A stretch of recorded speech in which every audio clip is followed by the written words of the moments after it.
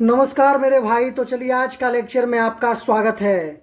रोज की तरह कुछ लाइन मैं आपके साथ गुनगुनाना चाहता हूँ कि असफलता एक चुनौती है, इसे स्वीकार करो।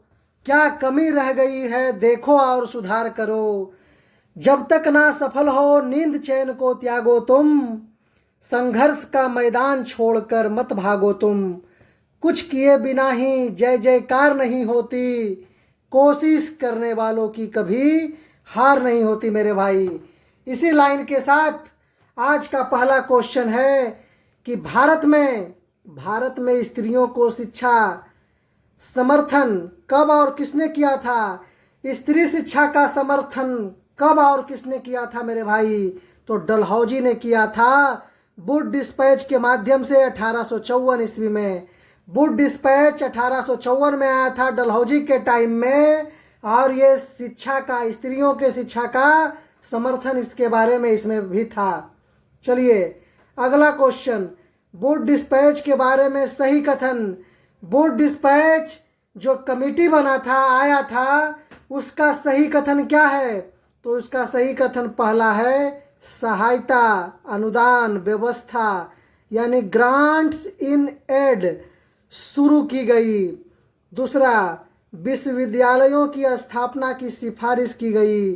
और तीसरा, उच्च शिक्षा को अंग्रेजी भाषा के माध्यम से दिए जाने पर बल दिया गया कि जो हायर एजुकेशन है उन्हें इंग्लिश माध्यम से दिया जाए। चलिए अगला क्वेश्चन विद्यार्थी जी, भारत में अंग्रेजी शिक्षा का मैग्ना कार्टा किसे कहा जाता है? वुड डिस्पैच को। भारत में अंग्रेजी शिक्षा का मैग्ना कार्टा किसे कहा जाता है? तो वुड डिस्पैच को कहा जाता है।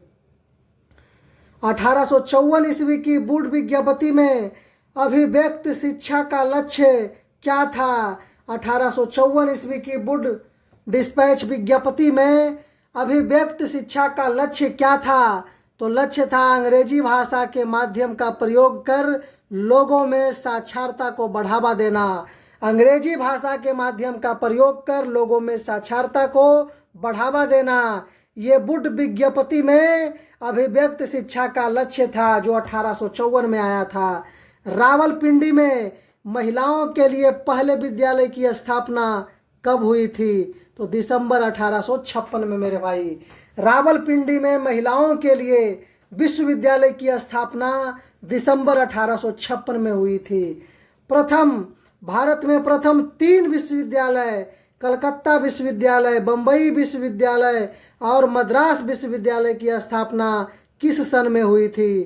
तो सन 1857 में हुआ था। भारत में प्रथम 3 विश्वविद्यालय, कलकत्ता विश्वविद्यालय, बम्बई विश्वविद्यालय और मद्रास विश्वविद्यालय की स्थापना 1857 में हुआ था। नेक्स्ट क्वेश्चन विद्यार्थी जी, 1857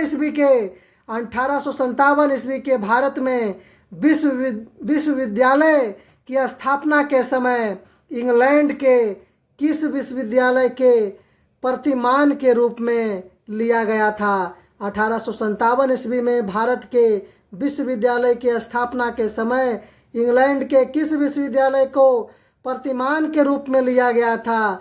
तो इंग्लैंड के लंदन विश्वविद्यालय को प्रतिमान के रूप में लिया गया था मेरे भाई। 1864 ईस्वी को किसने साइंटिफिक सोसाइटी की स्थापना की थी? 1864 में किसने साइंटिफिक सोसाइटी की स्थापना की थी? सर सैयद अहमद खान ने 1864 में साइंटिफिक सोसाइटी की स्थापना किया था। सर्वप्रथम किसने राजस्थान के राजसी शासक वर्ग के लिए पृथक शिक्षा संस्थान की आवश्यकता पर बल दिया था? तो कैप्टन वाल्टर ने। किसने सर्वप्रथम राजस्थान के राजसी शासक, मतलब जहां राजा शासन कर रहे थे, उनके लिए पृथक मतलब अलग शिक्षा संस्थान की आवश्यकता पर बल दिया? तो कैप्टन वाल्टर ने दिया था। मेयो कॉलेज की स्थापना 1875 में कहाँ पर हुई थी? अजमेर में। मेयो कॉलेज की स्थापना अजमेर में हुई थी 1875 ईस्वी में।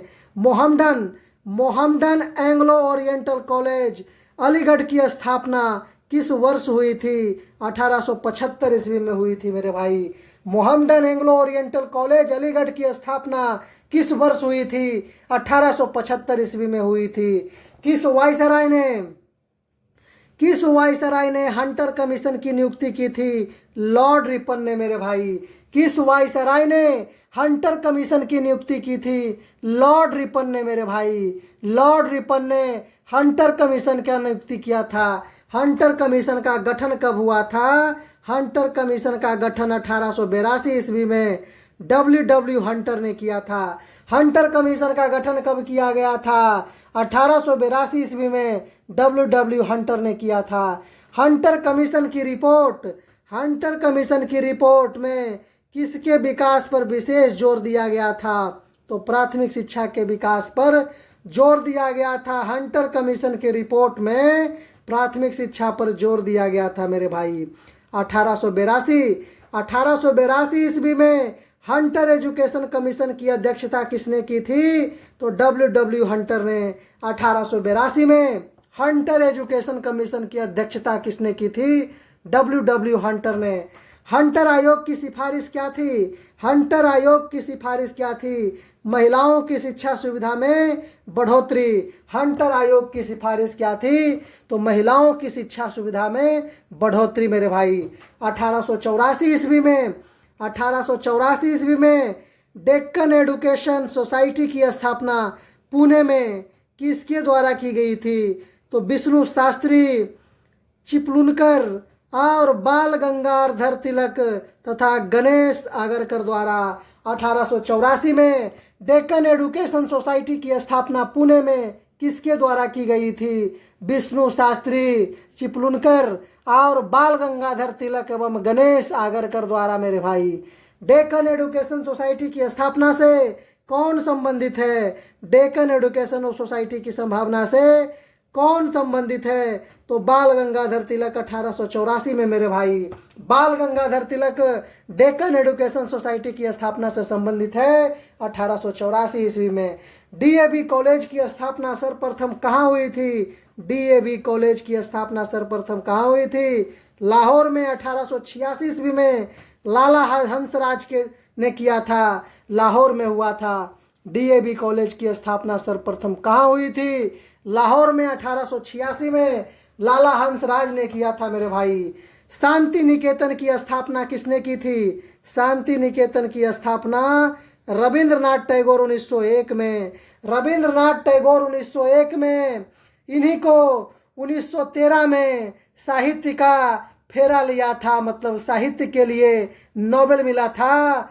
इनको मिला था मेरे भाई, रविंद्रनाथ टैगोर को साहित्य के लिए नोबेल मिला था मेरे भाई 1913 में।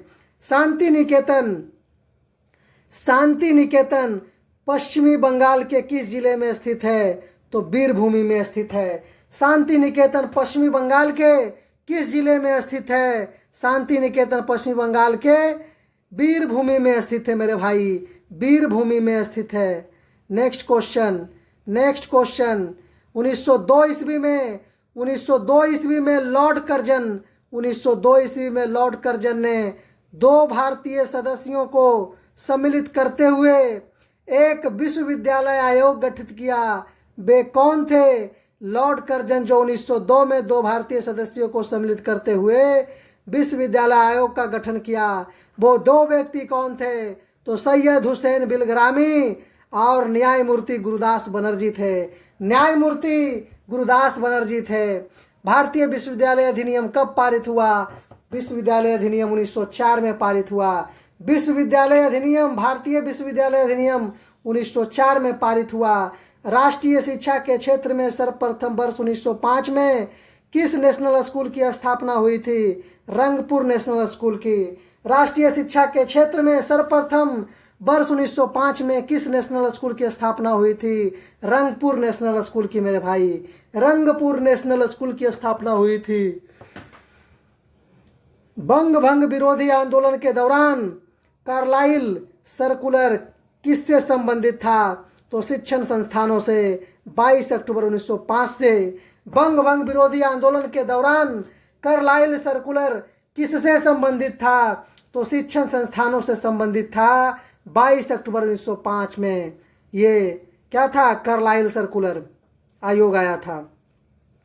National council of education, national council of education की स्थापना कब हुई थी?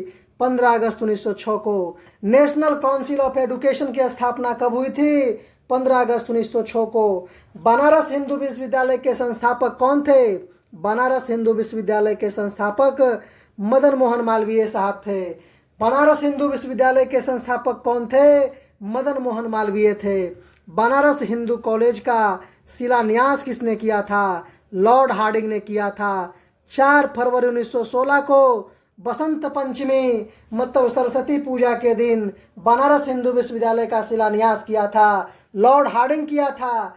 4 फरवरी 1916 को मेरे भाई, 4 फरवरी 1916 को। किस विश्वविद्यालय को सर्वप्रथम केंद्रीय विश्वविद्यालय घोषित किया गया?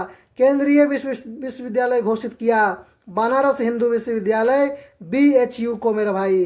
किस विश्वविद्यालय को सर्वप्रथम केंद्रीय विश्वविद्यालय घोषित किया गया? बनारस हिंदू विश्वविद्यालय BHU को मेरे भाई सर्वप्रथम केंद्रीय विश्वविद्यालय घोषित किया गया। किसने भारतीय विश्वविद्यालय में धार्मिक शिक्षा, किसने भारतीय विश्वविद्यालय में धार्मिक शिक्षा देने की प्रबल रूप से वकालत की थी?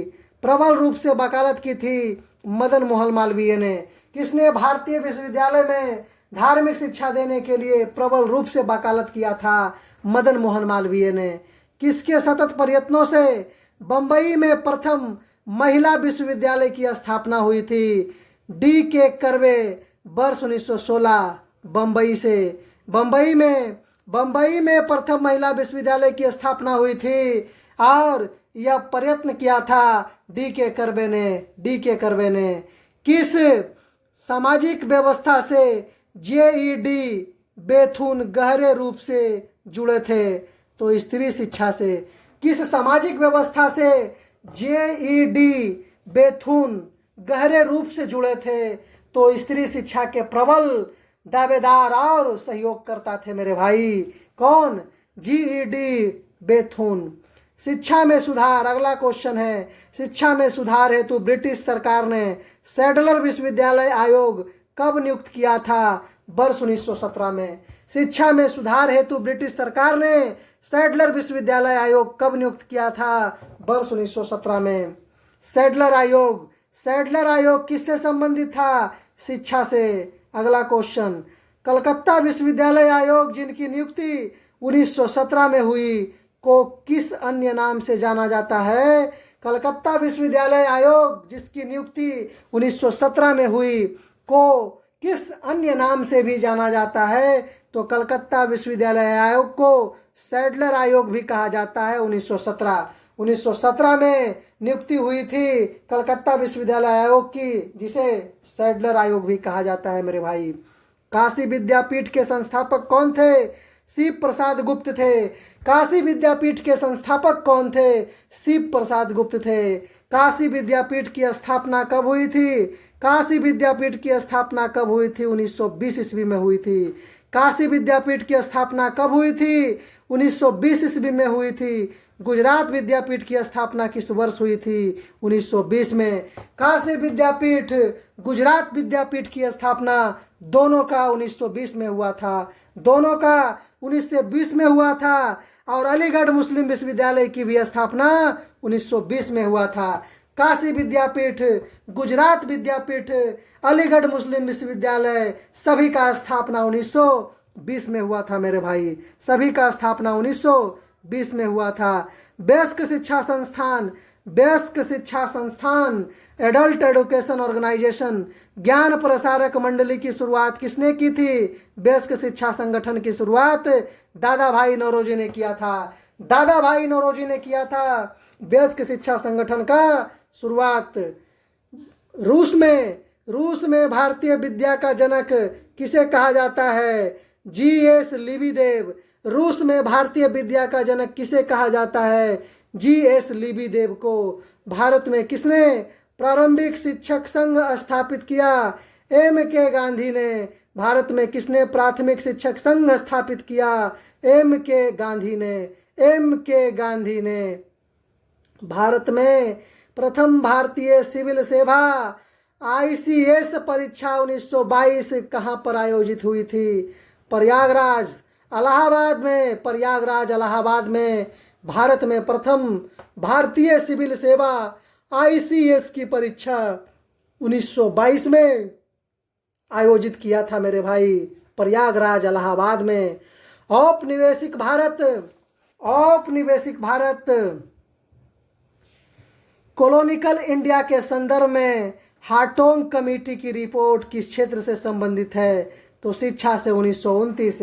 औपनिवेशिक भारत कॉलोनियल इंडिया के संदर्भ में हार्टोंग कमेटी की रिपोर्ट किस क्षेत्र से संबंधित है?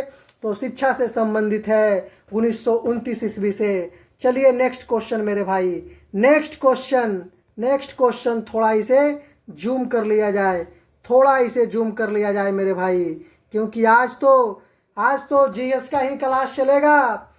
बिहार जो स्पेशल था उसका PDF खत्म हो गया मेरे भाई। उसका PDF अरेंज करने के बाद आपको बहुत जल्द हम बचा हुआ बिहार का सभी करवा देते हैं मेरे भाई। चलिए अब आ गया मैकाले का स्मरण पत्र। लॉर्ड मैकाले का स्मरण पत्र आ गया है 1835 ईस्वी में। ये स्मरण पत्र क्या था लॉर्ड मैकाले का? जो स्मरण पत्र था 1835 में, शिक्षा का माध्यम अंग्रेजी भाषा को बनाया जाना। मैकाले का जोर क्या था? मैकाले का स्मरण पत्र 1835 में जो आया था, शिक्षा का माध्यम अंग्रेजी भाषा का बनाया जाना, पाश्चात्य शिक्षा का विस्तार करना, पाश्चात्य शिक्षा का विस्तार करना, और तीसरा था शिक्षा हेतु व्यय करना, शिक्षा हेतु इन्वेस्ट करना, व्यय करना। आ गया चार्ल्स का वुड का डिस्पैच, चार्ल्स का वुड डिस्पैच स्मरण पत्र या अधिनियम 1854 में आया था मेरे भाई, 1854 में आया था। इसका कहना क्या था? सरकार पाश्चात्य शिक्षा का प्रचार करे, सरकार पाश्चात्य शिक्षा का प्रसार करे। दूसरा था उच्च शिक्षा केवल अंग्रेजी माध्यम से प्रदान करना, higher education giving only for English medium मेरे भाई। ग्रामों में देसी भाषाई प्राथमिक पाठशाला स्थापित करना, ग्रामों में देसी भाषाई जो वहाँ की भाषा है उसमें प्राथमिक पाठशाला स्थापित करना। ये चार्ल्स का वुड डिस्पैच 1854 में आया था, उसमें कहा गया था। जिलों में एंग्लो वर्नाकुलर माध्यमिक विद्यालय स्थापित करना, ये चार्ल्स का वुड डिस्पैच 1854 में कहा गया था। जिलों में एंग्लो वर्नाकुलर माध्यमिक विद्यालय स्थापित करना 1854 के चार्ल्स वुड डिस्पैच में कहा गया था।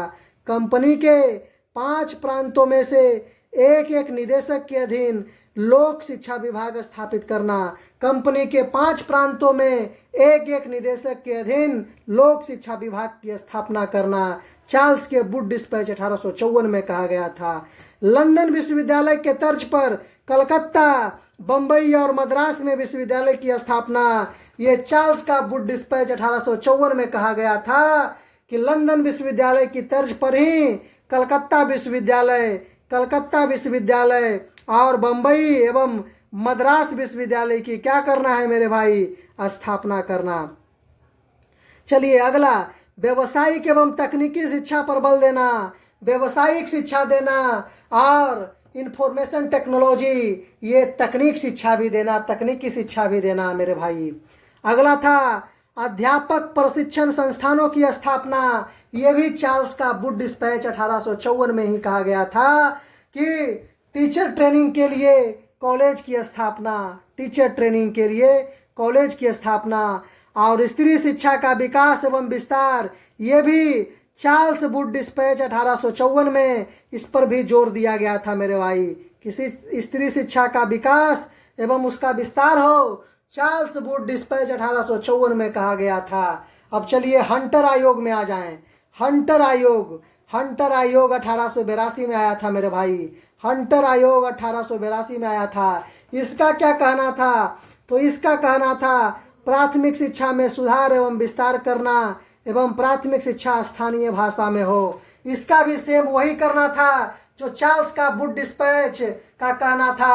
हंटर आयोग 1882 का भी यही कहना है कि प्राथमिक शिक्षा में सुधार कीजिए और विस्तार करना है कीजिए, लेकिन प्राथमिक शिक्षा जो जहाँ स्थान है उसी स्थानीय भाषा में हो, ऐसा हंटर आयोग 1882 में कहा गया था। माध्यमिक शिक्षा को साहित्यिक एवं व्यावसायिक शिक्षा में विभाजित करना, यह भी हंटर आयोग 1882 का कहना था। व्यावसायिक शिक्षा को साहित्यिक एवं व्यावसायिक शिक्षा में विभाजित करना, यह हंटर आयोग 1882 का कहना था मेरे भाई। प्राथमिक शिक्षा का नियंत्रण नव संस्थापित जिला एवं नगर बोर्डों को दिया जाए।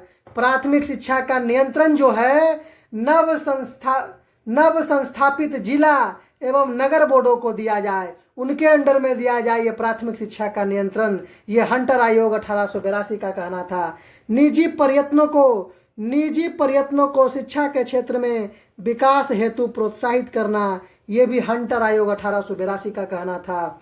और स्त्री शिक्षा को प्रोत्साहन एवं नए संस्थान खोलना, ये हंटर आयोग 1882 का था। हंटर आयोग 1882 का स्त्री शिक्षा को प्रोत्साहित किया ही, लेकिन स्त्री के लिए स्पेशल नए संस्थान भी खोलने का इसमें सिफारिश था, इसका फरमान था हंटर आयोग 1882 का। अब आ गया रेले कमीशन जो 1902 में आया था। रेले 1902 में आए, रेले कमीशन 1902 में आए। इस कमीशन की रिपोर्ट के आधार पर 1904 ईस्वी में भारतीय विश्वविद्यालय अधिनियम पारित। इस कमीशन की रिपोर्ट के आधार पर 1904 में भारतीय विश्वविद्यालय अधिनियम पारित हो गया था। रेले जो 1902 में आया था, रेले कमीशन 1902 में जो आया था, भारतीय विश्वविद्यालय अधिनियम पारित कर दिया था मेरे भाई। अब चलिए 1904 में भारतीय विश्वविद्यालय अधिनियम जो बना, 1904 में भारतीय विश्वविद्यालय अधिनियम जो बना मेरे भाई, चलिए इसका पहला पॉइंट है कि विश्वविद्यालय उच्च शिक्षा एवं अनुसंधान पर ध्यान दे। भारतीय विश्वविद्यालय अधिनियम 1904 में जो आया था वो बना था, उसका कहना था कि विश्वविद्यालय उच्च शिक्षा एवं अनुसंधान पर ध्यान दे, अनुसंधान पर और उच्च शिक्षा पर ध्यान दे। विश्वविद्यालयों पर सरकारी नियंत्रण बढ़ा, सरकारी गवर्नमेंट के अंदर में विश्वविद्यालय चला गया और सरकार सीनेट के किसी भी प्रस्ताव पर वीटो कर सकती थी, और सरकार सीनेट के किसी भी प्रस्ताव पर वीटो कर सकती थी मेरे भाई। ये कॉलेज का सरकारी नियंत्रण सरकार के हाथ में चला गया था, और वो अपने मन से कुछ भी नहीं, सरकार का भी कुछ सुनना है, अपने भी सुनना है, और वहाँ वीटो का भी प्रयोग करना है मेरे भाई। अशासकीय कॉलेजों में सरकारी नियंत्रण कठोर बनाया गया। अशासकीय कॉलेजों में सरकारी नियंत्रण कठोर बनाया गया। जो अशासकीय कॉलेज था, राजे रजवाड़े के अधीन थे, उस पर सरकार नियंत्रण कठोर कर दिया, नियम कानून लगा दिया। भारत विश्वविद्यालय अधिनियम 1904 में विश्वविद्यालय के क्षेत्रीय सीमाएं निश्चित करना, विश्वविद्यालय का भी क्षेत्रीय सीमा क्या किया गया, निश्चित किया गया। जैसे जो भी यूनिवर्सिटी के अंदर है, जितना एरिया का कॉलेज आता है उसको संख्याएं और क्षेत्र सीमित कर दिया कि यहाँ से यहाँ तक इस विश्वविद्यालय के अंदर सारे कॉलेज रहेंगे और बाकी अगले विश्वविद्यालय के नियंत्रण में सारे कॉलेज रहेंगे। चलिए अब आ गया 1917 में सैडलर कमीशन। 1917 में सैडलर कमीशन आ गया मेरे भाई। 1917 में सैडलर कमीशन।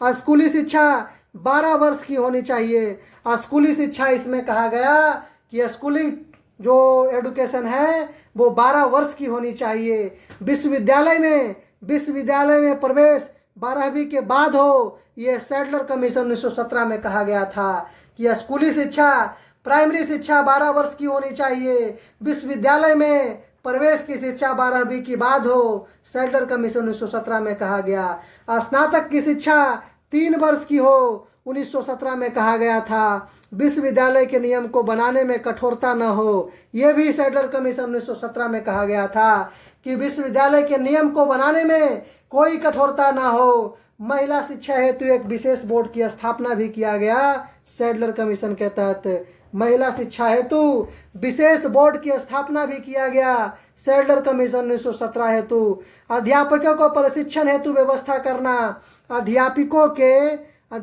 के प्रशिक्षण हेतु व्यवस्था करना, मतलब ट्रेनिंग के लिए टीचर्स ट्रेनिंग के लिए ये सैडलर कमीशन 1917 में कहा गया था मेरे भाई। वैज्ञानिक एवं तकनीकी शिक्षा का विस्तार करना, ये सैडलर कमीशन 1917 में प्रस्तावित किया गया था। ढाका एवं कलकत्ता विश्वविद्यालय में शिक्षा विभाग की स्थापना करना, यह भी सैडलर कमीशन 1917 में कहा गया था मेरे भाई। ढाका में एवं कलकत्ता विश्वविद्यालय में शिक्षा विभाग की स्थापना करना। आज भले ढाका जो बांग्लादेश अलग हुआ और बांग्लादेश की राजधानी ढाका है मेरे भाई, बांग्लादेश की राजधानी ढाका है, पहले तो सब इंडिया ही था मेरे भाई। इंडिया से पाकिस्तान अलग हुआ और पाकिस्तान से हमारे भारत के नेताओं ने आप बांग्लादेश को अलग करा दिया था मेरे भाई। चलिए नेक्स्ट है हार्टोंग समिति, हार्टोंग कमेटी 1929 में। हार्टोंग कमेटी क्या है? तो ये भी मेरे भाई प्राथमिक शिक्षा के राष्ट्रीय महत्व पर बल दिया। प्राथमिक शिक्षा के राष्ट्रीय महत्व पर हार्टोंग कमेटी 1929 में बल दिया। हार्टोंग कमेटी 1929 मेरे भाई, हार्टोंग कमेटी 1929। हार्टोंग थोड़ा यहाँ लिख देते हैं, हार्टोंग थोड़ा सा, हार्टोंग कमेटी 1929। हार्टोंग कमेटी 1929। चलिए 8वीं शिक्षा के पश्चात, 8वीं कक्षा के पश्चात विद्यार्थियों को उनकी रुचि एवं योग्यता के अनुकूल व्यावसायिक शिक्षा देना। 8वीं कक्षा के बाद ही विद्यार्थियों को उनकी रुचि एवं योग्यता के अनुकूल व्यावसायिक शिक्षा देना। ये भी क्या था? हार्टोंग कमेटी का ही जो 1929 में आया था, उसी का ये प्रस्ताव था मेरे भाई। अगला प्रस्ताव था विश्वविद्यालय शिक्षा में सुधार एवं प्रवेश संबंधी नियम कड़े बनाना। विश्वविद्यालय के शिक्षा में सुधार के लिए और प्रवेश के लिए ये सब नियम क्या बनाना?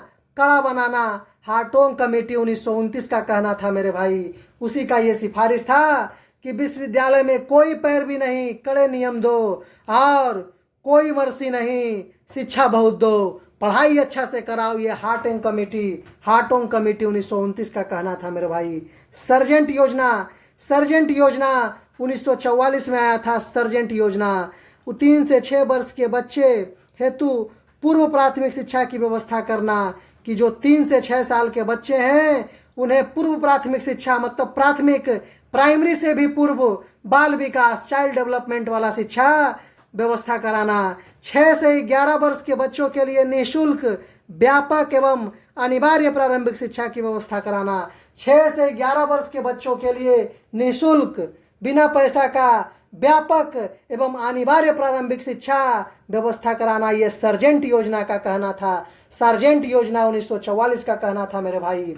फिर अगला पॉइंट था 11 से 17 वर्ष के बच्चों हेतु उच्च शिक्षा की व्यवस्था कराना। जो 11 से 17 वर्ष के हैं उन्हें हायर एजुकेशन की व्यवस्था कराना, हाई स्कूल की व्यवस्था कराना। और ये सर्जेंट योजना 1944 का कहना था। और इंटरमीडिएट की शिक्षा समाप्त की जाए, ये भी सर्जेंट योजना का ही घोषणा था। 1944 में इंटरमीडिएट की शिक्षा को समाप्त किया जाए, ये भी सर्जेंट योजना 1944 का कहना था मेरे भाई। राधा कृष्णन आयोग आया 1948 में। राधा कृष्णन आयोग 1948 में डॉक्टर सर्वपल्ली राधाकृष्णन, जिनके जन्म शिक्षा दिवस मनाया जाता है मेरे भाई, शिक्षक दिवस मनाया जाता है। सर्वपल्ली राधाकृष्णन, आज 5 सितंबर है, आज शिक्षक दिवस भी है मेरे भाई। और टॉपिक भी देखिए कितना शानदार आ गया है। राधाकृष्णन आयोग 1948 ईस्वी में बना था। माध्यमिक शिक्षा 12 वर्ष की हो, इनका कहना था। माध्यमिक शिक्षा 12 वर्ष की हो। राधाकृष्णन आयोग 1948 का कहना था। आज़ादी के बाद जो कमीशन बना था अपने भारत के लोगों के लिए और भारतीय कमीशन बनाए थे। राधाकृष्णन आयोग 1948 में बना था कि माध्यमिक शिक्षा 12 वर्ष की हो। विश्वविद्यालय में परीक्षा दिनों को छोड़कर 180 दिनों की पढ़ाई होनी चाहिए। विश्वविद्यालय में, यूनिवर्सिटी में परीक्षा के दिन को छोड़कर 180 दिनों की अतिरिक्त पढ़ाई होनी चाहिए मेरे भाई। ये राधा कृष्ण आयोग 1948 का कहना था। उच्च शिक्षा 3 श्रेणी में, सामान्य शिक्षा, उदार शिक्षा और व्यावसायिक शिक्षा। उच्च शिक्षा दिया जाए लेकिन उसका भी 3 कैटेगरी बांध दिए। पहला सामान्य शिक्षा, जनरल एजुकेशन, दूसरा उदार शिक्षा और तीसरा व्यावसायिक शिक्षा, कॉमर्शियल बिजनेस एजुकेशन मेरे भाई। ये उस शिक्षा 3 श्रेणियों में बांट दिए। प्रशासकीय सेवाओं के लिए स्नातक डिग्री अनिवार्य न मानी जाए। प्रशासकीय सेवाओं के लिए स्नातक डिग्री अनिवार्य न मानी जाए, मतलब प्रशासकीय सेवाओं के लिए ग्रेजुएशन की डिग्री अनिवार्य हो। इन्होंने इस पर क्या किया था, कटाक्ष किया था कि ऐसा नहीं होना चाहिए कि प्रशासकीय सेवाओं में जाने के लिए स्नातक ग्रेजुएट होना अनिवार्य हो। राधा कृष्ण आयोग 1948 का कहना था। विश्वविद्यालय अनुदान आयोग की स्थापना की जाए। विश्वविद्यालय अनुदान आयोग की स्थापना किया जाए। विश्वविद्यालय के लिए अनुदान आयोग का भी स्थापना किया जाए। ये राधा कृष्ण आयोग 1948 ईस्वी का कहना था मेरे भाई। चलिए अब टॉपिक है शिक्षा से संबंधित प्रमुख आयोग तथा समितियां। शिक्षा से संबंधित जितने भी हैं प्रमुख आयोग और समितियां एक नज़र में मेरे भाई, एक नज़र में। और क्वेश्चन यहाँ से भी आता है। आप दिल पर हाथ रख के एक बार बोलिएगा कमेंट सेक्शन में, क्या यहाँ से क्वेश्चन नहीं आता है? यहाँ से क्वेश्चन आता है, हर एग्जाम में और हर बार आता है मेरे भाई। चलिए तो एक नज़र में देख लिया जाए। लॉर्ड मैकाले का स्मरण पत्र 1835 ईस्वी में, उस समय गवर्नर जनरल था विलियम बेंटिक। गवर्नर जनरल यानी प्रधानमंत्री बोला जाता था उस टाइम को, तो विलियम बेंटिक था। लॉर्ड मैकाले का स्मरण पत्र 1935 में आया था। उस समय governor general Lord William Bentinck था मेरे भाई। चार्ल्स वुड डिस्पैच 1854 ईस्वी में आया था। उस समय गवर्नर जनरल लॉर्ड डलहौजी था। चार्ल्स वुड डिस्पैच 1854 ईस्वी में आया था।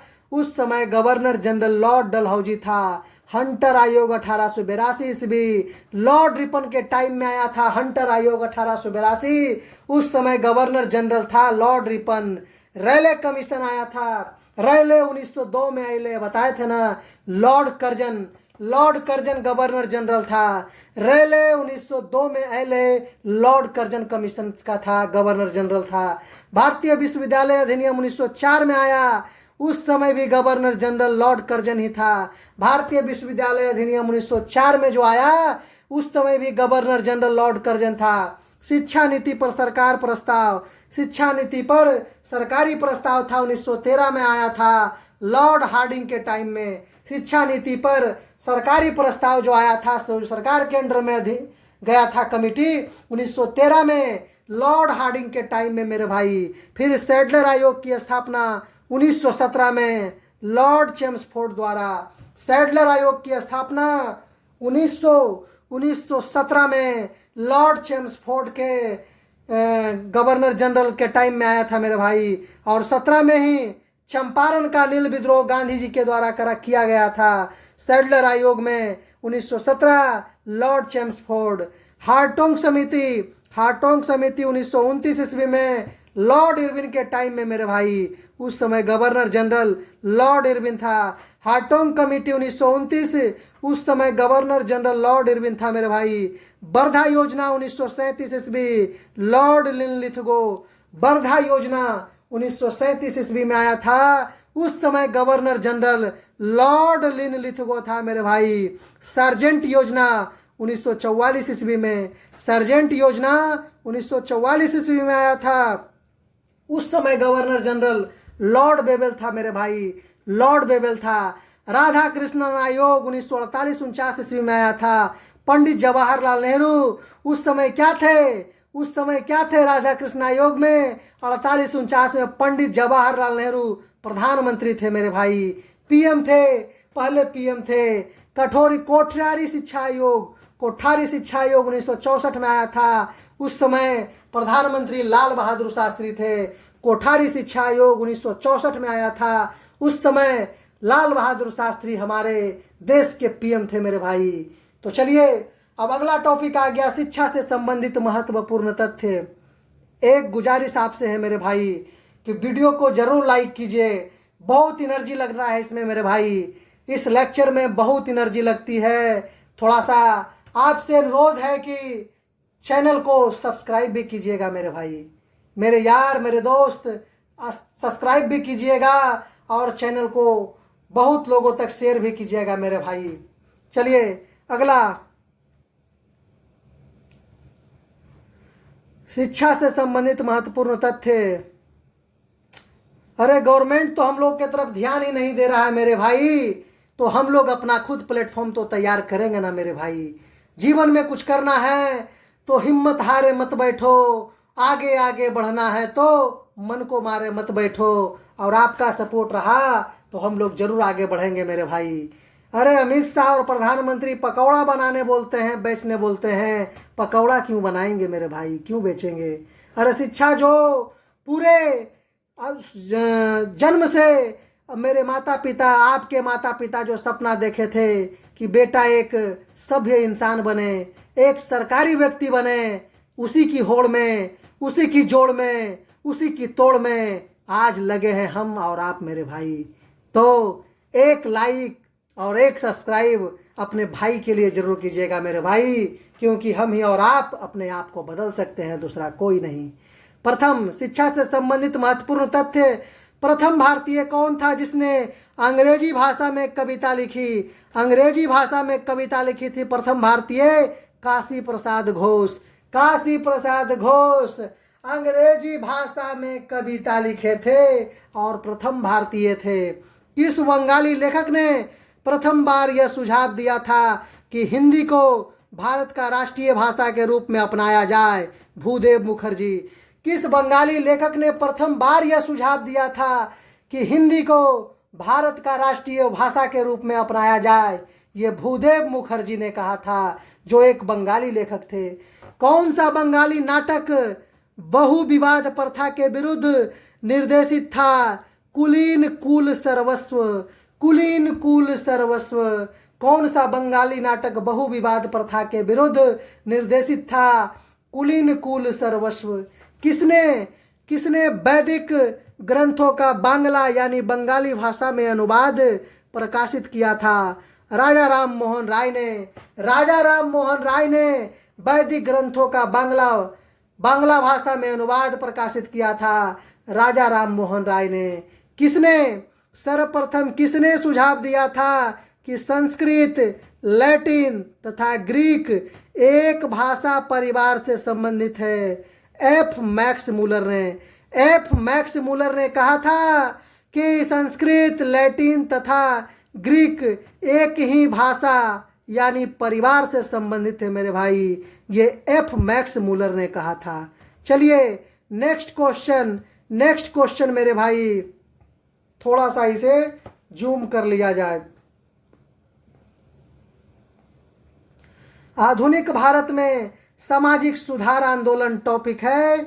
आधुनिक भारत में सामाजिक सुधार आंदोलन मेरे भाई, आधुनिक भारत में सामाजिक सुधार आंदोलन। चलिए क्वेश्चन पहला इसका, भारत में यंग बंगाल आंदोलन का प्रारंभ किसने किया था? हेनरी लुइस डेरोजियो ने। हेनरी लुइस डेरोजियो ने, जिसे हेनरी बेबियन डेरोजियो भी कहा जाता है। भारत में यंग बंगाल आंदोलन का प्रारंभ किसने किया था? हेनरी लुइस डेरोजियो ने। सर विलियम जोन्स ने एशियाटिक सोसाइटी ऑफ बंगाल की स्थापना कब की थी? 15 जनवरी 1784 को। सर विलियम जोन्स ने एशियाटिक सोसाइटी ऑफ बंगाल की स्थापना कब की थी? 15 जनवरी 1784 को मेरे भाई। कौन Royal Asiatic Society of Bengal के संस्थापक थे? सर विलियम जोन्स थे। कौन Royal Asiatic Society of Bengal के संस्थापक थे? सर विलियम जोन्स थे मेरे भाई। भारत में प्रारंभिक प्राच्यविद विलियम जोन्स किस पद पर आसीन थे? उच्च न्यायालय के न्यायाधीश के पद पर 1784 ईस्वी में। भारत में प्रारंभिक प्राच्यविद विलियम जोन्स किस पद पर आसीन थे? तो हाई कोर्ट के ये न्यायाधीश थे मेरे भाई, हाई कोर्ट के जज थे। 1784 ईस्वी में इस पद पर क्या थे? ये आसीन थे।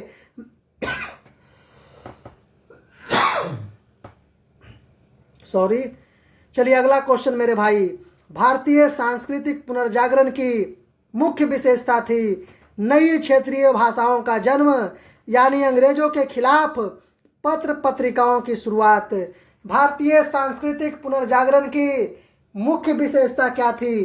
तो नई क्षेत्रीय भाषा का जन्म और अंग्रेजों के खिलाफ पत्र पत्रिकाओं की शुरुआत। चलिए, यही था पुनर्जागरण का मुख्य विशेषता। बंगाल में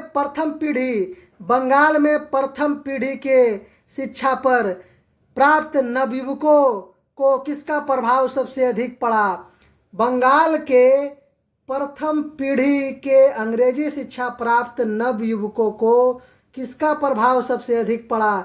तो हेनरी बेबियन डेरेजियो प्राध्यापक हिंदू कॉलेज था 1826 से 31 में, इसी का प्रभाव पड़ा था नवयुवकों पर मेरे भाई। डेरेजियो कौन थे? डेरेजियो एंग्लो इंडियन थे। डेरेजियो कौन थे? एंग्लो इंडियन थे। एकेडमिक एसोसिएशन की स्थापना किसने की थी? हेनरी बेबियन डेरेजियो, कलकत्ता 1828 ईस्वी में। एकेडमिक एसोसिएशन की स्थापना किसने किया था? हेनरी बेबियन डेरेजियो, कलकत्ता 1828 ईस्वी में। 19वीं सदी के पूर्वार्ध में उभरे यंग बंगाल आंदोलन के पीछे किसकी प्रेरणा थी? हेनरी बेबियन डेरेजियो की प्रेरणा थी। 19वीं सदी के पूर्वार्ध में उभरे यंग बंगाल आंदोलन के पीछे किसकी प्रेरणा थी? तो हेनरी बेबियन डेरेजियो की प्रेरणा थी मेरे भाई। वे कौन से समाज सुधारक थे जिनके नवीन विचारों के कारण भारत में 19वीं शताब्दी में पुनर्जागरण का उदय हुआ था? राजा राम मोहन राय। भारत में 19वीं शताब्दी के पुनर्जागरण का उदय हुआ था राजा राम मोहन राय के टाइम में मेरे भाई। वह समाज सुधारक कौन थे जिसने सबसे पहले भारतीय समाज में व्याप्त बुराइयों के विरोध में आंदोलन चलाया था? राजा राम मोहन राय ने।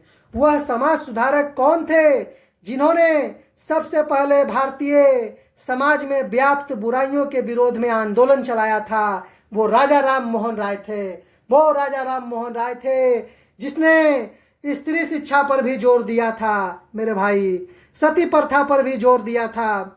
किसको भारतीय पुनर्जागरण का पिता कहा जाता है? तो राजा राम मोहन राय को भारतीय पुनर्जागरण का पिता कहा जाता है मेरे भाई। भारत में पुनर्जागरण आंदोलन के अग्रणी दूत कौन थे? भारत में पुनर्जागरण आंदोलन के अग्रणी दूत भी थे कौन? राजा राम मोहन राय थे। भारत जागृति के जनक कौन थे? राजा राम मोहन राय थे। भारतीय जागृति के जनक कौन थे? राजा राम मोहन राय थे। प्रथम आधुनिक पुरुष किसे माना जाता था? भारत का प्रथम आधुनिक पुरुष राजा राम मोहन राय को। भारत का प्रथम आधुनिक पुरुष किसे माना जाता था? राजा राम मोहन राय को। मॉडर्न इंडिया का फादर ऑफ मॉडर्न इंडिया किन्हें? राजा राम मोहन राय जी को। आधुनिक भारत के पिता किन्हें माना जाता था? तो राजा राम मोहन राय को। राजा राम मोहन राय द्वारा कृत तुहफात उल मुवाहिदीन नामक फारसी पैम्पलेट की विषय वस्तु क्या है? मूर्ति पूजा के विरुद्ध लेख है।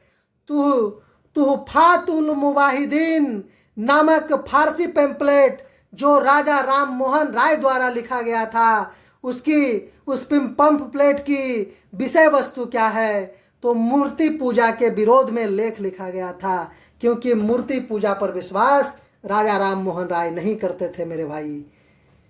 तुहफातुल मुवाहिदीन नामक फारसी पैम्पलेट किसने प्रकाशित किया था? राजा राम मोहन राय ने 1803 में।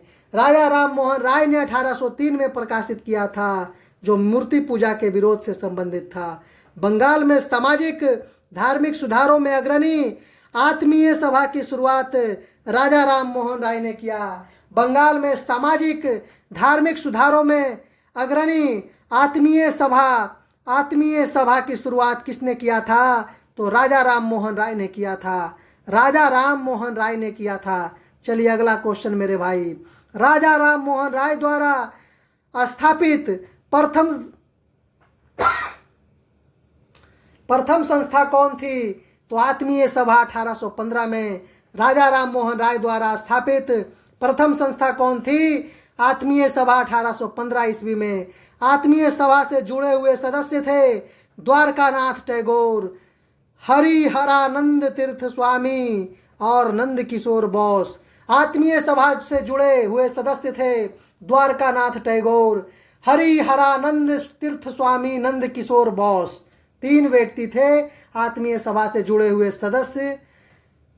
Precepts of Jesus the guide to peace and happiness नामक शीर्षक पुस्तक को किसने लिखी थी? राजा राम मोहन राय 1820 में और 1821 में। Precepts of Jesus the guide to peace and happiness नामक शीर्षक पुस्तक लिखे थे राजा राम मोहन राय 1820 और 21 ईस्वी में मेरे भाई। कलकत्ता यूनिटेरियन एसोसिएशन के संस्थापक राजा राम मोहन राय 1821 में। कलकत्ता यूनिटेरियन एसोसिएशन के संस्थापक राजा राम मोहन राय थे 1821 ईस्वी में। समाचार चंद्रिका पत्रिका का प्रकाशन किसने शुरू किया था? समाचार चंद्रिका जो एक पत्रिका था का प्रकाशन किसने शुरू किया? भवानी चरण बंदोपाध्याय 1822 ईस्वी में मेरे भाई। भवानी चरण बंदोपाध्याय 1822 ईस्वी में समाचार चंद्रिका जो एक पत्रिका था का प्रकाशन शुरू किया था। किस समाज सुधारक ने 1826 के जूरी अधिनियम का घोर विरोध किया था? वो राजा राम मोहन राय थे। किस समाज सुधारक ने 1826 के जूरी अधिनियम का घोर विरोध किया था? वो राजा राम मोहन राय थे। वर्ष 1828 में स्थापित ब्रह्म समाज के संस्थापक कौन थे? राजा राम मोहन राय थे। वर्ष 1828 में स्थापित ब्रह्म समाज के संस्थापक कौन थे? ये राजा राम मोहन राय थे मेरे भाई। किसने राजा राम मोहन राय के धार्मिक सामाजिक विचारों के विरोध को में प्रारंभ किया गया था? समाचार चंद्रिका में। किसे राजा राम मोहन राय के धार्मिक सामाजिक विचारों के विरोध में प्रारंभ किया गया था? तो समाचार चंद्रिका था वो राजा राम मोहन राय के धार्मिक और समाजवादी विचारों के विरोध में इसे प्रकाशित किया गया था, समाचार चंद्रिका को। ब्रह्म समाज की स्थापना कब हुई थी? ब्रह्म समाज की स्थापना 20 अगस्त 1828 ईस्वी को हुई थी। ब्रह्म समाज की स्थापना कब हुई थी? 20 अगस्त 1828 ईस्वी को। प्रसिद्ध पुस्तिका ब्रह्मोपासना किससे संबंधित थी? ब्रह्म समाज से। प्रसिद्ध पुस्तिका ब्रह्मोपासना किससे संबंधित थी? ब्रह्म समाज से। किसने उपनिषदों और वेदों को बांग्ला भाषा में अनुवाद किया था? राजा राम मोहन राय ने। किसने उपनिषदों और वेदों को बांग्ला भाषा में अनुवाद किया था? वो राजा राम मोहन राय थे। ब्रह्म समाज का सिद्धांत किस पर आधारित है? एक देववाद यानी एक ईश्वरवाद पर। ब्रह्म समाज का सिद्धांत किस पर आधारित है? एकेश्वरवाद पर यानी एक देववाद पर। ब्रह्म समाज के बारे में सही कथन है, तो इसका सही कथन है इसने मूर्ति पूजा का विरोध किया, जो बिल्कुल सही है। ब्रह्म समाज मूर्ति पूजा का विरोध किया। दूसरा, धार्मिक ग्रंथों की व्याख्या के लिए इसने पुरोहित वर्ग को अस्वीकार किया कि धार्मिक ग्रंथ वही पढ़ाएंगे जो सिर्फ पंडित पुरोहित हो, ऐसा नहीं है, वो भी पढ़ा सकते हैं जो विद्वान हो। ऐसा ब्रह्म समाज का कहना था कि धार्मिक ग्रंथों की व्याख्या के लिए सिर्फ पुरोहित वर्ग को ही जरूरी है, ऐसा नहीं है। इस वर्ग को अस्वीकार किया। और ऐसा नहीं है कि सभी को अस्वीकार किया, मतलब धार्मिक ग्रंथ की व्याख्या कोई भी जो पढ़ सकता है, जो वेद का ज्ञाता हो, जो उपनिषद का ज्ञाता हो, जो पूजा पाठ का ज्ञाता हो, जो भक्ति भाव का ज्ञाता हो, जो विद्वान हो, वो इसके बारे में पढ़ सकता है, कर सकता है। चलिए अगला क्वेश्चन है, ब्रह्म समाज के बारे में सही तथ्य है। ब्रह्म समाज के बारे में सही तथ्य क्या है? ब्रह्म समाज के बारे में सही तथ्य, पहला, एकेश्वरवाद में विश्वास एवं हिंदू धर्म को कुरीतियों से मुक्त करना। एकेश्वरवाद में तो विश्वास करते थे कि ईश्वर एक है, लेकिन हिंदू धर्म में जो कुरीति थी उसको क्या किया? मुक्त भी करना चाहते थे। सेकेंड नंबर था मूर्ति पूजा का विरोध तथा अवतारवाद का खंडन, स्त्रियों की स्थिति को सुधारना, थर्ड में था। मूर्ति पूजा का विरोध था, अवतारवाद का खंडन किया कि हम राम के अवतार हैं, हम कृष्ण के अवतार हैं। उन्होंने इस चीज़ को मानने से इनकार किया और उसका खंडन किया। और थर्ड नंबर का जो काम किया वो स्त्री की स्थिति को सुधार किया मेरे भाई। चलिए अगला क्वेश्चन, सती प्रथा को कब दंडनीय अपराध घोषित किया गया? 1829 में। कि सती प्रथा क्या है? दंडनीय अपराध है। किसी का भी हस्बैंड मर जाने के बाद पत्नी को उसके साथ जलाया नहीं जाएगा, यह एक दंडनीय अपराध है। 1829 में अपराध घोषित कर दिया गया सती प्रथा को। वह बंगाली नेता कौन था जिसने सामाजिक धार्मिक सुधारों का विरोध किया, रूढ़िवादिता का समर्थन किया? राधाकांत देव थे। वह बंगाली नेता कौन था जिसने सामाजिक धार्मिक सुधारों का विरोध किया और रूढ़िवादिता का समर्थन किया? ये राधाकांत देव थे। राधाकांत देव थे। 1830 में धर्म सभा की स्थापना किसने की थी?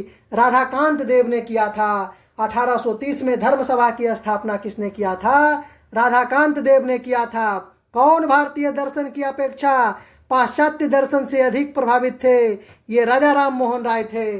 कौन भारतीय दर्शन की अपेक्षा पाश्चात्य दर्शन से अधिक प्रभावित थे? ये राजा राम मोहन राय थे।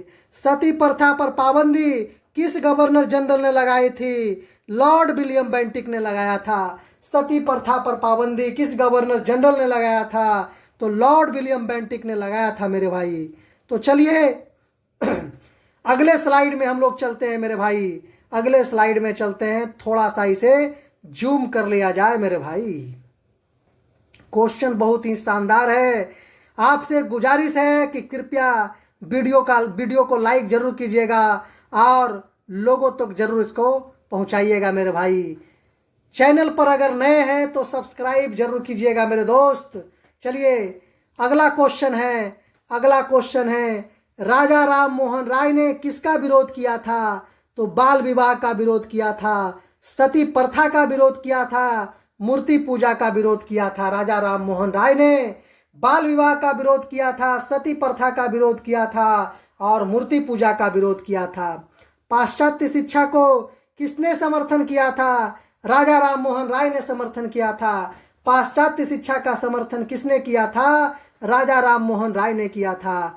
राजा राम मोहन राय को राजा की उपाधि से किसने विभूषित किया था? मुगल सम्राट अकबर द्वितीय 1830 में राजा की उपाधि से अलंकृत किया था राजा राम मोहन राय को। किसने? मुगल सम्राट अकबर द्वितीय ने 1830 में। कौन मुगल बादशाह अकबर द्वितीय की ओर से पैरवी करने के लिए राजदूत के रूप में इंग्लैंड गए थे? राजा राम मोहन राय। कौन मुगल बादशाह अकबर द्वितीय की ओर से पैरवी करने के लिए राजदूत के रूप में इंग्लैंड गए थे?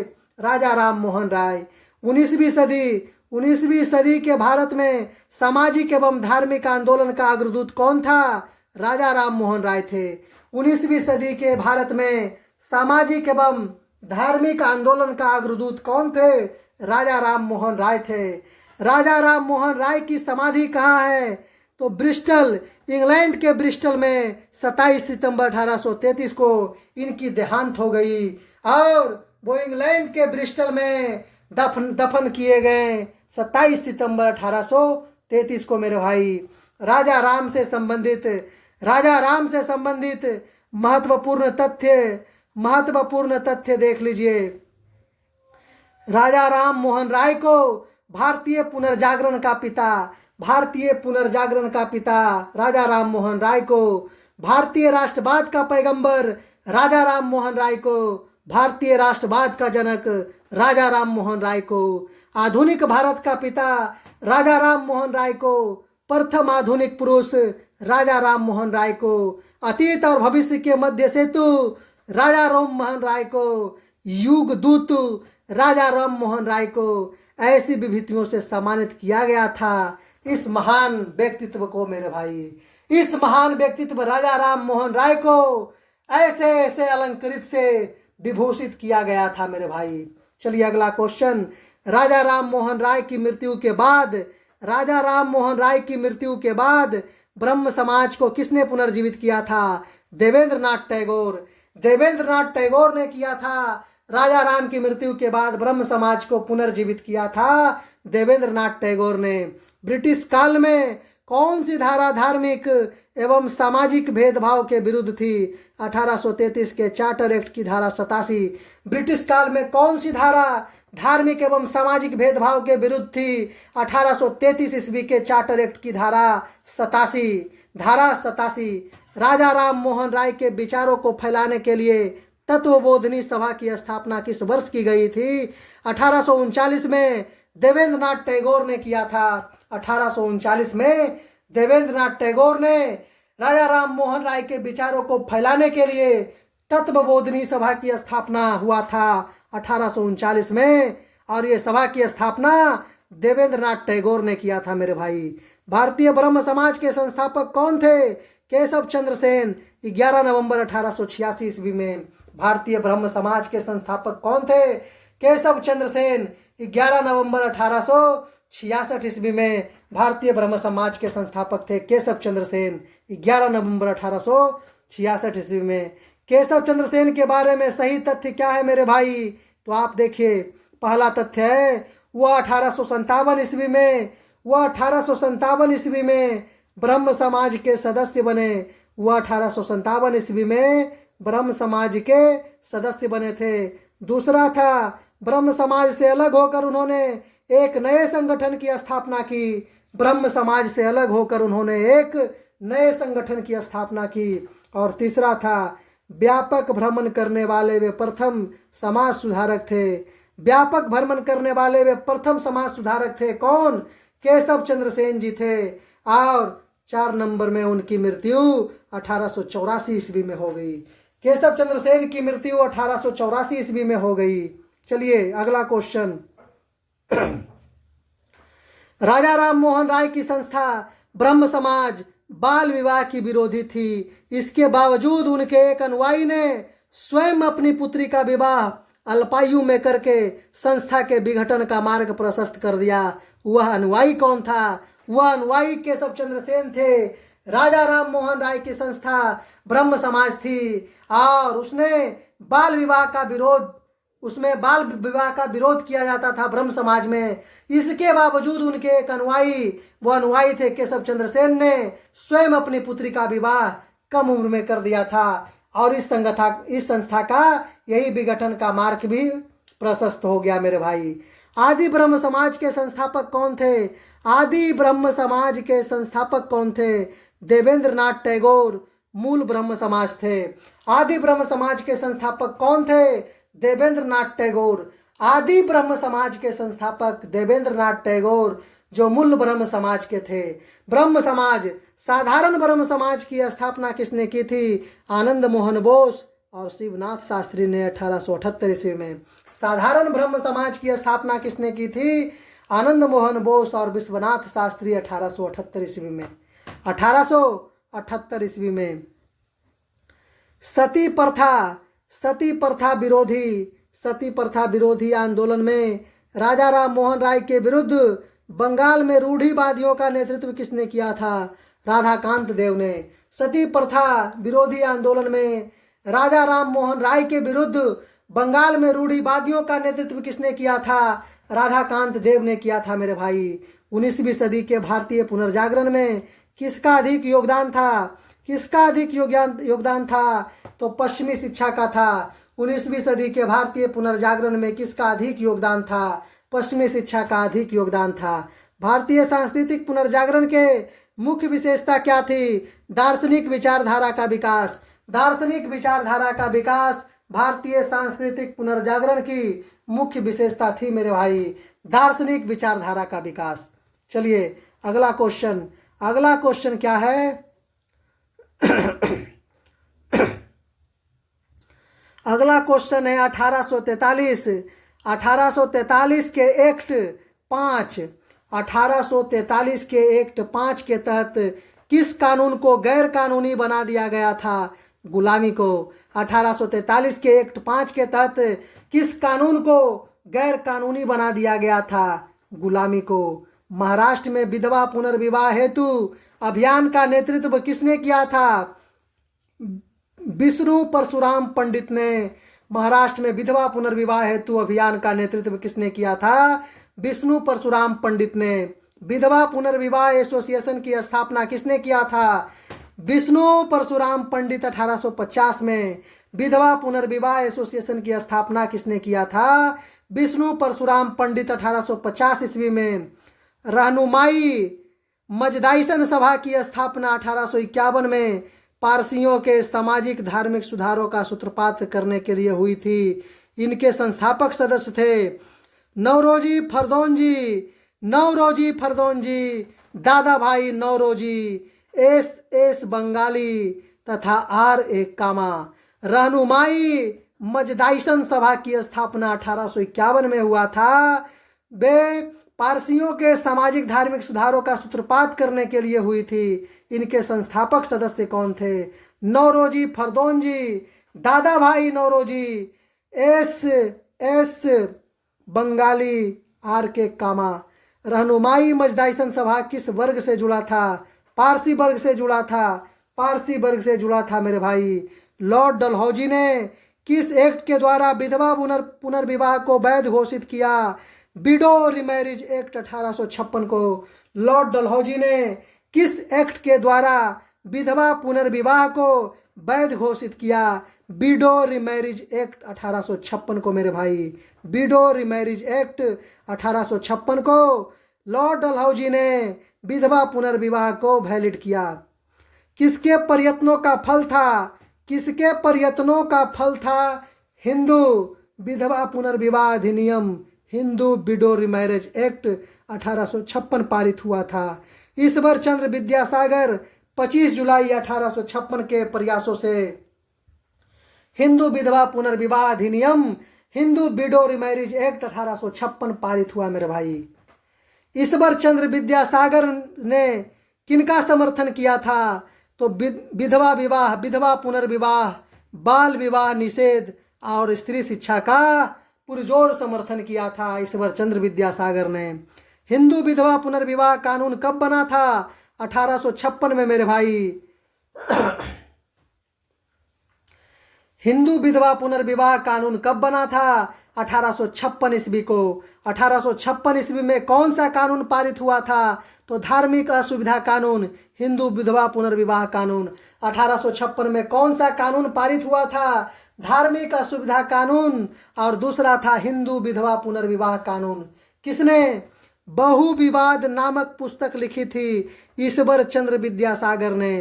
किसने बहु विवाह नामक पुस्तक लिखी थी? ईश्वर चंद्र विद्यासागर ने। ईश्वर के बारे में सोचने के लिए मेरे पास वक्त नहीं है, क्योंकि अभी इस धरती पर बहुत काम किया जाना है। उपरोक्त कथन किसका है? तो ईश्वर चंद्र विद्यासागर का। ईश्वर के बारे में सोचने के लिए मेरे पास वक्त नहीं है, क्योंकि अभी इस धरती पर बहुत काम किया जाना है। उपरोक्त कथन किसका है? तो ईश्वर चंद्र विद्यासागर जी का कहना था। पश्चिमी भारत के D.K. कर्वे का नाम किस संदर्भ में आता है? पश्चिमी भारत में D.K. कर्वे का नाम किस संदर्भ में आता है? तो स्त्री शिक्षा विधवा पुनर्विवाह के लिए आता है। पश्चिमी भारत में D.K. कर्वे का नाम किस संदर्भ में आता है? तो स्त्री शिक्षा विधवा पुनर्विवाह इसके लिए आता है। राधा स्वामी आंदोलन की स्थापना किसने की थी? शिव दयाल साहब आगरा में 1861 में। राधा स्वामी आंदोलन की स्थापना किसने किया था? शिव दयाल साहब आगरा में 1861 ईस्वी में मेरे भाई। भ्रांति विलास पुस्तक किसने लिखी थी? ईश्वर चंद्र विद्यासागर ने 1863 में। भ्रांति विलास पुस्तक किसने लिखी थी? ईश्वर चंद्र विद्यासागर 1863 में। मद्रास में वेद समाज की स्थापना किस वर्ष हुई थी? 1864 ईस्वी। के श्रीधरलू नायडू ने किया था। मद्रास में वेद समाज की स्थापना 1864 में के श्रीधरलू नायडू ने किया था। मद्रास में वेद समाज की स्थापना किस वर्ष हुई थी? 1864 में के श्रीधरलू नायडू ने किया था। पश्चिमी भारत के पुनर्जागरण का जनक किसे जाना जाता है? M.G. रानाडे को पश्चिमी भारत के पुनर्जागरण का जनक किसे कहा जाता है? M.G. रानाडे को मेरे भाई। किसने महाराष्ट्र में प्रार्थना समाज की स्थापना की थी? आत्माराम पांडुरंग 1867 ईस्वी बम्बई में। किसने महाराष्ट्र में प्रार्थना समाज की स्थापना की थी? तो आत्माराम पांडुरंग 1867 ईस्वी में बम्बई में मेरे भाई, 1867 ईस्वी में बम्बई में। महाराष्ट्र में प्रार्थना समाज का मुख्य संचालन कौन था? महाराष्ट्र में प्रार्थना समाज का मुख्य संचालक कौन था? एम.जी. रानाडे 1869 ईस्वी। महाराष्ट्र में प्रार्थना समाज का मुख्य संचालक कौन था? एम.जी. रानाडे 1869 ईस्वी में। पूना सार्वजनिक सभा की स्थापना किसने की? 1870 ईस्वी में महादेव गोविंद रानाडे ने। पूना सार्वजनिक सभा की स्थापना किसने की थी? 1870 ईस्वी में महादेव गोविंद रानाडे ने। महाराष्ट्र में प्रार्थना समाज की स्थापना की प्रेरणा किससे मिली थी? केशव चंद्र सेन से। महाराष्ट्र में प्रार्थना समाज स्थापना की प्रेरणा किससे मिली थी? तो केशव चंद्र सेन से। कौन प्रार्थना समाज से संबद्ध थे? आत्माराम पांडुरंग, आर.जी. भंडारकर, एम.जी. रानाडे। कौन प्रार्थना समाज से संबद्ध थे? आत्माराम पांडुरंग, आर.जी. भंडारकर, एम.जी. रानाडे। तो चलिए मेरे भाई, वीडियो को लाइक जरूर कीजिएगा, शेयर कीजिएगा, और चैनल पर अगर नए हैं तो सब्सक्राइब कीजिएगा, और कमेंट सेक्शन में कमेंट भी जरूर कीजिएगा मेरे भाई कि वीडियो आपको कैसा लगा। धन्यवाद मेरे भाई।